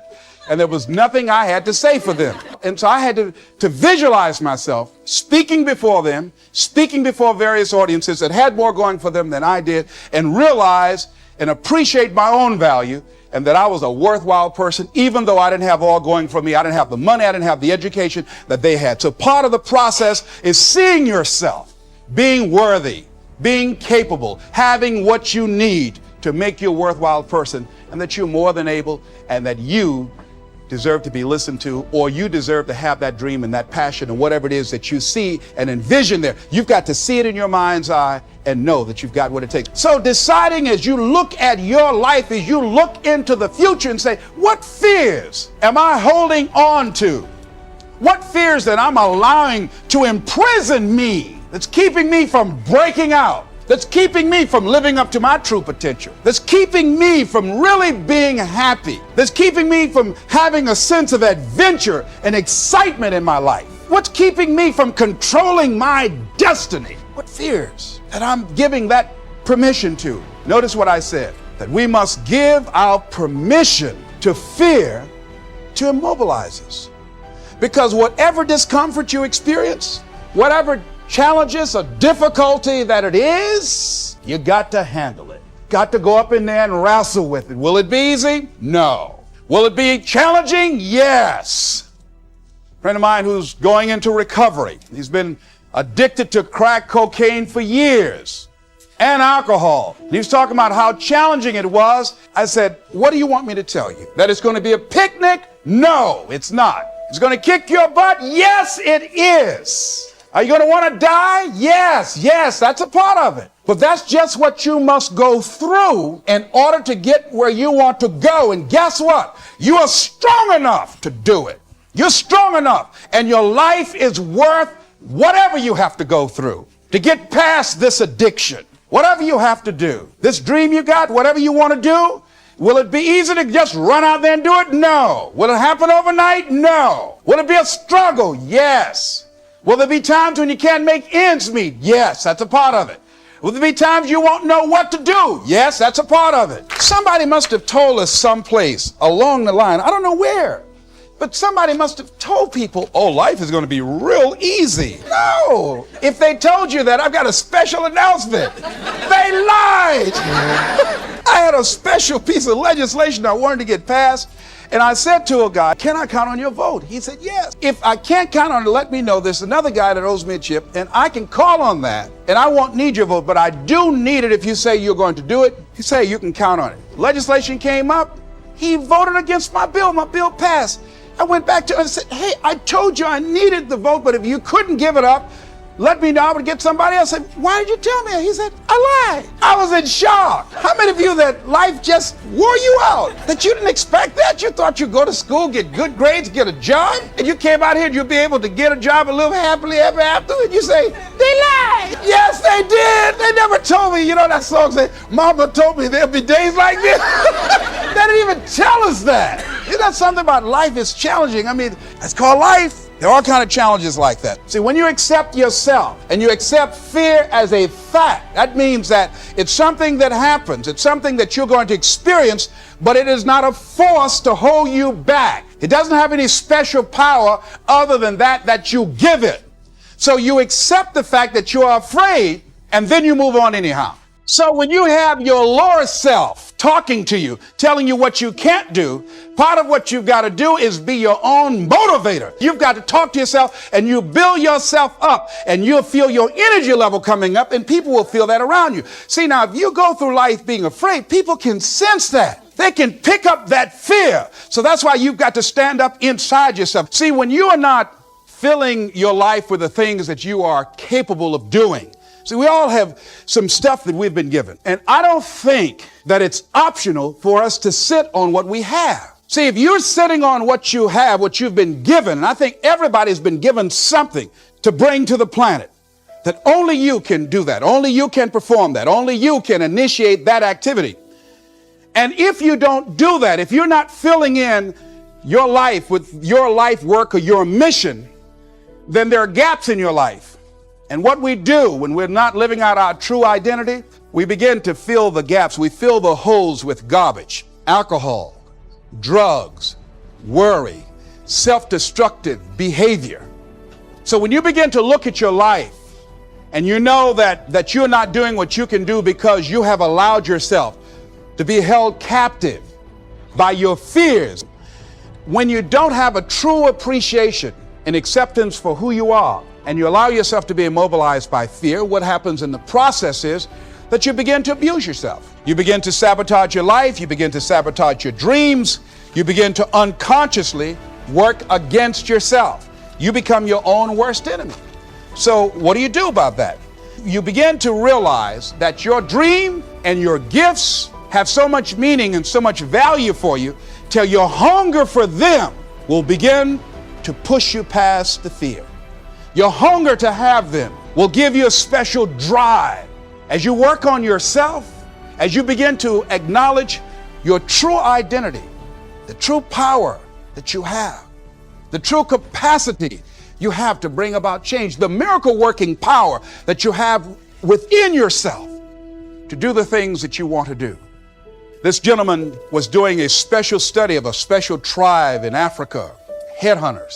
And he had difficulty in developing a relationship with these tribesmen because of the fact that he had fear. He had fear they were going to take his head. That was a legitimate fear. So he worked there for a long time with no effort, no progress in developing a relationship and rapport and being able to achieve a level of trust. So finally one night he was thinking about it. I said, what is it that you came here to do? What is your life work as a missionary? He said, I wanted to study these tribesmen. I said, what's the worst thing that they can do to you? Kill you. And he just decided, hey, this is what I came here to do. I know that there's some risk involved, and I'm going to do it, come what may. He said, I'm not going to be afraid anymore. He went back the next day, and he started doing the work and trying to talk to and interview many of the members of this tribe. And they began to respond to him. They threw out the welcome mat to him. And years later, when people came to see what his progress was, they asked him, how were you able to do this? How did you convert the relationship from being hostile to that of being positive? And he said something I think has value for all of us. He said, when life can no longer threaten you with death, what else is there? And the majority of the fears that we have are not life or death fears. But through our imagination, we blow them out of proportion and we give them more power than they actually have or deserve, and we permit them to govern our lives. We permit them to determine how far we can stretch out on our dreams and discovering our stuff. What's the worst thing that can happen to me on this? Will it kill me? Will I die? Why am I going through all of these changes over this? How much power does this really have? And am I the one that's feeding the power into it? See, a lot of times we allow ourselves to be fed and to be programmed into being afraid. I mean, you watch the news and read the newspaper, you'll be scared to come out the house. So what kinds of things, what kinds of thoughts are you feeding your consciousness? What kind of things are you putting in your mind that will enable you to either move forward or to justify why you're staying where you are? Now, some people need fear, you know. Have a friend that we told him, hey man, you need to lose some weight. If you're getting overweight and out of shape, and at our age, we need to have a regular program. And Bud said, man, I've been fat since I was a little boy. I'm big bone. I've never seen a fat skeleton though. Bud became ill, passed out, and doctor was talking to him. And Bud, I think, was going to go right back to same old eating habits and doing everything. You know, they said, look here, you are a diabetic. He said, now here's some of the side effects. You know, you could go blind, you can become an amputee. None of that touched him. You can become impotent. He said, what did you say? Bud has lost weight. He exercises every day. 48 years young. He looks great. I can't believe it. But just that one statement made all the difference in the world. Bud is a new man today. Some people don't take corrective measures to improve their health until they get a pronouncement that they're about to die. Then they start, okay, all right, I'm ready to do whatever you want me to do. We go through life really blocking ourselves constantly. And fear is one of the greatest instruments that we could use to stifle our true potential. When you begin to look at your life, you can decide to use fear as a blocker, or you can decide to use it as building blocks. That you decide, hey, look here, I'm going to move in this direction. I'm not going to allow anything to stop me from doing what I want to do. See, when you begin to understand and acknowledge your fear, and you go forth anyhow, you go forth in a spirit and a knowing that there's a way that you can begin to handle this. There's a way out here somewhere. There's a solution. What it is that you're seeking, that you have the capacity to whatever comes up, to handle it, to face it. And rather than feeling powerless, you begin to feel powerful. See, when all of the major downsizings that are taking place around this country, there are a lot of people who are biting their fingers in fear that they might lose their jobs. But there are few people who have decided within themselves, I'm going to make it. Some people aren't waiting to be cut. Some people are moving on their own because they feel within themselves, I've got what it takes to make it. They're not afraid about tomorrow because of how they see themselves,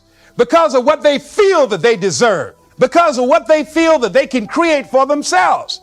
Because these people have decided, as they look at the future, as they look at themselves, where there's a will, there's a way for me to begin to create a way out of no way. And when you have that kind of consciousness, when you have that kind of spirit, nothing can stop you. Nothing.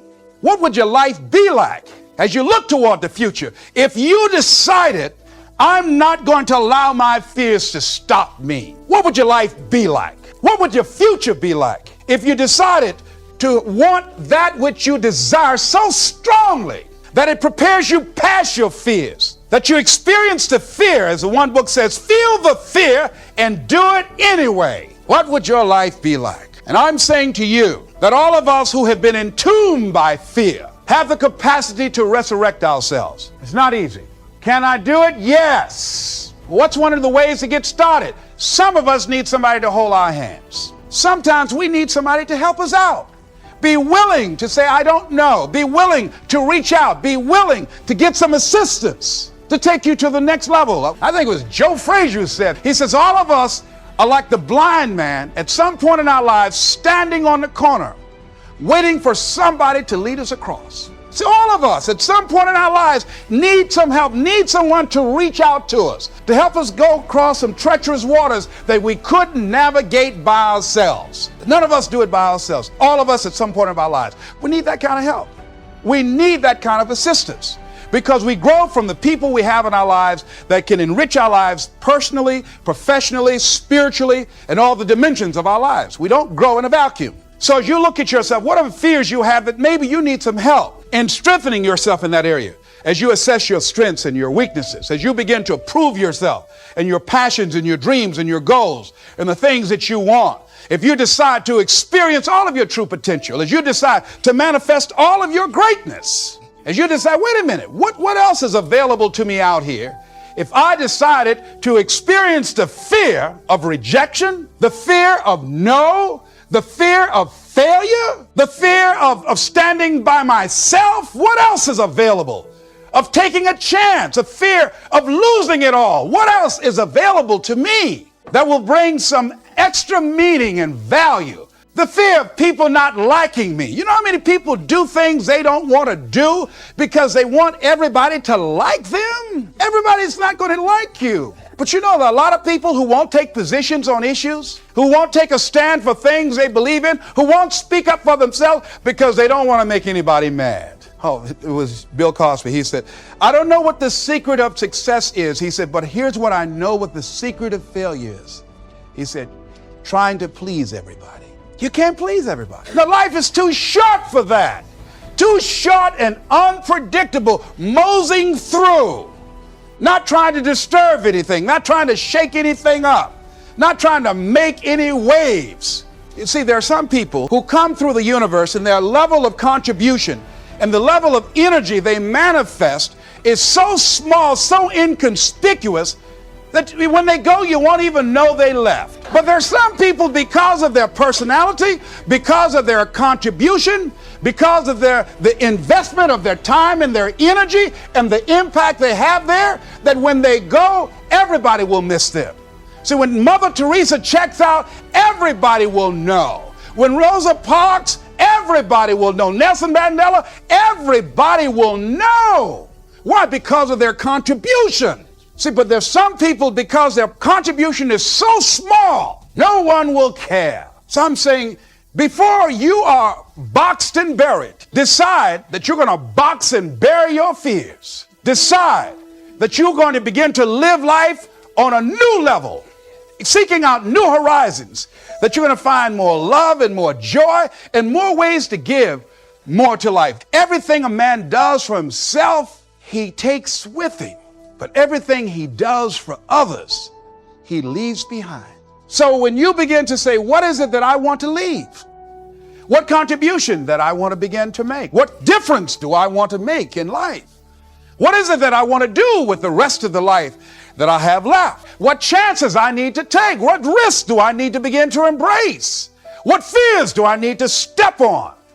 What areas of my life am I dead right now? What dream? You can either live your dreams or live your fears.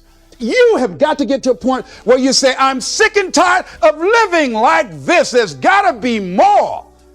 That's when people go out and strike out on their dreams. That's when people get out of relationships where they're dying together rather than growing together. That's where they leave jobs. So where are you going? Away from here. Do you have another job? No, I don't. How are you going to make it? I don't know, but I will. See, you will when you put yourself in that kind of situation. I'm reminded of two frogs that were hopping down the road and they fell into a bottle of milk. And one was hopping up and down for a while and he drowned. He just gave up. But this other frog just kept on kicking. He wouldn't give up. He just kept on kicking. And pretty soon he churned that milk into butter and he walked on out. So I'm saying when life catches you by the neck, I said, just keep on kicking, you know. And you can kick on out of those circumstances, whatever they are, not be intimidated by them. You got to keep the child in you. Little children dream. But then after we become adults, and then you don't dream anymore, you know. The impulse to dream has been slowly beaten out of me through the experience of life. And most people, ladies and gentlemen, have stopped living their dreams because of the lessons they've learned from life or things they've picked up, because we've only been born with two fears: the fear of a loud sound or the fear of falling. And all the other fears are fears we learn, fears we pick up. So as we begin to look toward the future and look at what will it take for us to break through those fears, beginning to know that your dreams, your passions, your drive to achieve whatever it is you want, as it has more power and meaning, it will move you past your fears. As you begin to feel that you deserve it, your passion and goal is so strong, the fears won't matter. As you begin to trust yourself and put yourself in the situation where you have to make it happen, you will make it happen. Ladies and gentlemen, I don't believe this. I know this from my own life experience. I know that you've got greatness within you. I know that you have unlimited potential in you. I know that you have something to give to the universe that was not here before you showed up. Somebody said that life is God's gift to us, and how we live our lives is our gift to God. What kind of gift are you giving? And what kind of gift could you give if fear wasn't an issue? And I'm saying you can have fears, but don't surrender. Don't let your fears have you. It's very important that we begin to learn how to create wealth. I'm not talking about loving money. See, I believe the lack of money is the root of all evil. People are steal for money. People are killed for money. People go to jail for money. Every time the unemployment goes up, in those areas where the unemployment is high, that's where you have the highest incidence of crime and violence. Whenever the unemployment goes up 1% in our community, 10,000 children and women are battered. Money makes a difference in your life. I never wanted to be rich. All I've ever wanted to do was to be comfortable. Then I realized in order to be comfortable, you got to be rich. An old friend of mine, Zig Ziglar, said, people say money won't make you happy, but everybody want to find out for themselves. Rita Davenport said money ain't important, but it's right up there with oxygen. And let me tell you something, fellas, even if you're as homeless as I am, if you got some money, women will find something cute on you. Money makes a difference. I used to be so broke when creditors would call the house, my children would answer the phone and say, my daddy say he ain't home. I was so broke at one time in my life, I walked by a bank and tripped the alarm. Let me tell you what money does. Number one, it gives you control over your life. Number two, it gives you options. Three, it allows you to live a life of contribution, to contribute to things that you feel strongly about. So here's the first step to accumulating wealth. You must be willing to do the things today others won't do in order to have the things tomorrow others won't have. That's why the book of life says the road to life is straight and narrow, and few there be that find it, because few there be that are willing to do the things today others won't do in order to have the things tomorrow others won't have. What are the things that others won't do? Number one, make discipline a major force in your life. How many of you know if you'd have been more disciplined, you'd be further along to reach your goals right now? Socrates said the undisciplined life is an insane life. The road to life is straight and narrow because few there be that are willing to discipline themselves. Here's something else that most people won't do. Make it okay to fail. A lot of people, 85% of people, allow their fear of failure to outweigh their desire to succeed. Yeah. See, anything is worth doing right, as we have been taught, if you know how to do it. But if you don't know how to do it, it's worth doing badly until you get it right. You don't have to be great to get started, but you have to get started to be great. So how do we begin to create wealth? Let me give you some ideas. Number one, knowledge. What knowledge that you have in this economy? Part of what we need, that people are willing to pay you for that. Next is talent. What talent? Talent's playing football. I didn't have that as a talent. My talent is talking.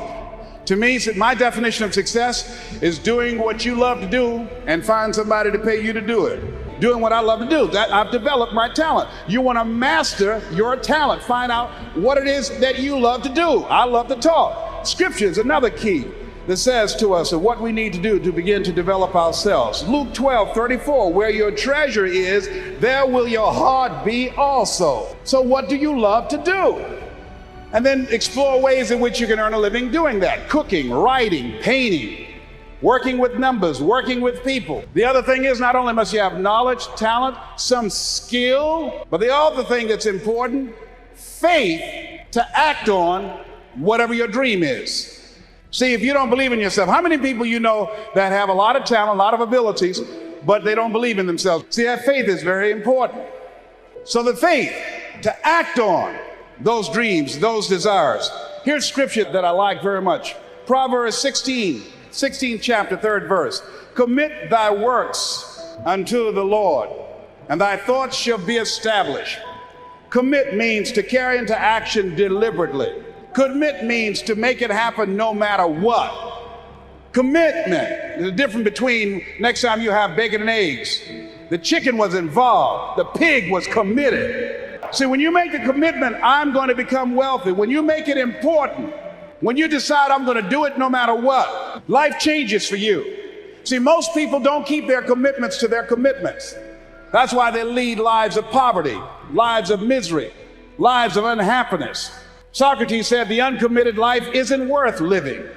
So part of what you must do, whatever commitment, whatever covenant you make with God while you're here, to go back to be a better father, to go back to make a difference in the community, to go back to change your life, to decide not to ever to use drugs or alcohol again, to decide that you're going to begin to recreate yourself, that you're going to be reborn to a new state of consciousness. Whatever commitment that you make, keep your commitment to your commitment. No matter what. If it's hard, then do it hard. But keep your commitment to your commitment. And then it says, thy works. Most people look at activity that one engages in to achieve a predetermined objective. But works, commit thy works, it pluralizes. There's an S there. Learn this from Bishop. You got to watch these things in Scripture. Just can't go on the surface. There's an S. Didn't say commit thy work, whatever task, whatever talent, whatever skill, whatever knowledge you have, and begin to make money doing that, making a difference, impacting people's lives. But commit thy work. So there's two kinds of work. There's external work, activity that you're engaged in, and there is internal work. Wealth, good relationship, peace of mind, good health, better community, whatever you want to desire.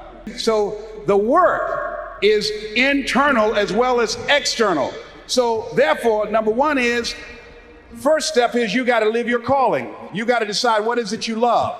Second thing is you've got to work on yourself. You don't get in life what you want, you get in life what you are. You have a job, you're generating $1,200 a year or $2,000 or $500,000, whatever you earn, whatever you're producing in your life is a reflection of you.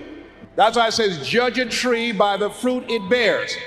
I can look at what you're producing and I can tell you a lot about who you are. In order to do something you've never done, you've got to be someone you've never been. That's why Scripture says you must be born again. You've got to die as you are now. You've got to be willing to give up who you are now for what you can become. When you're working on a dream, at some point in time, a transition takes place. And the transition is what you are becoming in pursuit of the dream. Because even if you don't get the dream, you become such a strong and powerful person, it will so change your life, you can look at something else and say, well, I think I'll go do this then. Because you've now developed yourself in such confidence and such competence in how to deal in the arena of life that you can move into another area and not miss a beat. Once you begin to discover who you are, then you really realize how you have been given authority and dominion over everything on the face of the earth, including all the dimensions of your life. But you can only do that through the struggle of life. And most people avoid the struggle. Most people go through life avoiding pain. Somebody said the land of familiarity belongs to the dead. That most people like to feel like they're a king in the area of their comfort zone. They only want to do those things that they know how to do well. Osborne said, unless you attempt to do something beyond that which you've already mastered, you will never grow. So if you want to begin to grow, you've got to put something out here that you can't reach easily, that has got to make you stretch, got to make you jump for it, got to make you get back a little bit and dig in so that you can take a leap for it. And maybe you jump up there and you miss it and you skin your knees and you come back again and you bust your lip next time. But you keep on, and through that process, you learn how to leap higher. You start challenging yourself to dig deeper, and then you discover some things about you that you don't know right now. Some talents that you have in you that you didn't know that you can do. And I'm saying to you, give yourself a chance. Here's something else. If you want to begin to make your stuff happen for you, I think that it's very important that you start trusting yourself. Listen to yourself. Listen to that still small voice within you. Don't try and make everything logical. There's some things about life that defies logic, that you just can't explain how the outcome is going to be. That once you begin to trust yourself and your ideas and your instincts, life takes on a whole new meaning, because now I want you to do that feeling that you are led. Just feel, I am led. I remember the worst speech I had ever given in my life. For years, I had a tremendous inferiority complex because I'm not college educated. And this person knew this. And she said, let me write this speech for you. You're going to speak at Ohio State University. Those people are very educated there. I care about you. I don't want you to embarrass yourself. I had a speech in my mind, but this person was stronger than I was negatively than I was positive about my own thoughts. And I gave my power away. And I got up there at the Ohio Union and I read this straight speech and did not move and did not take my eyes off the page, because I'm not accustomed to reading. And after I finished, some people gave me a standing ovation because I read it extremely well and I was very tense. But Boo was with me and we've been together since second grade. And I didn't want to go on the side of the room where he was. I saw the look in his eyes. So finally we were going to the car and we got in the car and Boo was trying to be as tactful as he could. And then he just said, that was the worst speech you have ever given. I said, oh, Boo, I know. Why did you read the speech? What happened to your spontaneity? You've always been an extemporaneous speaker. Les, why did you do that? When she told me that they wouldn't accept what I said. Les, let them take you as you are. I gave my power away. Ladies and gentlemen, don't give your power away. You don't need anybody to approve your dream. It was given to you. If they can't see it, it's because it wasn't given to them. It was given to you. Hold it, nourish it, cultivate it, work on it. It's yours. It's your baby.